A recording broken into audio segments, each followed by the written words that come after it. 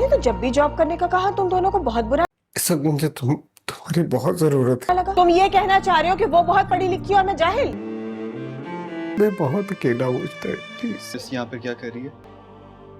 बताइए मेरे शौहर को कि आप क्यों आए?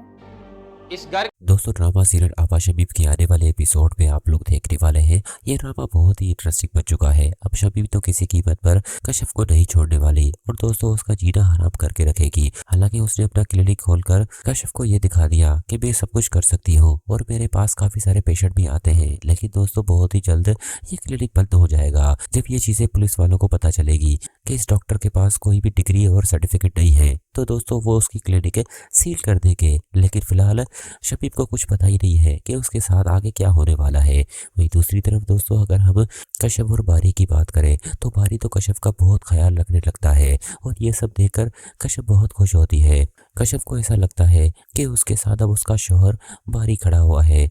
यहाँ बारी पूरी कोशिश करता है कि कश्यप को इस घर में कोई तकलीफ ना हो, लेकिन शमीम कोई कसर नहीं छोड़ती। अगले सीन में दोस्तों आपको ये भी दिखाया जाएगा कि रजा ने तो अपनी बीवी सायरा को छोड़ने का फैसला कर लिया है, जिस पर उसके वालिदैन खुश नहीं होते। हालांकि दोस्तों वो तो शुमायरा से कमिटमेंट कर चुका है कि मैं शुमायरा से शादी करना चाहता हूँ और मैं सायरा को अब छोड़ना चाहता हूँ। लेकिन दोस्तों फिलहाल सायरा को इस बारे में पता नहीं होता।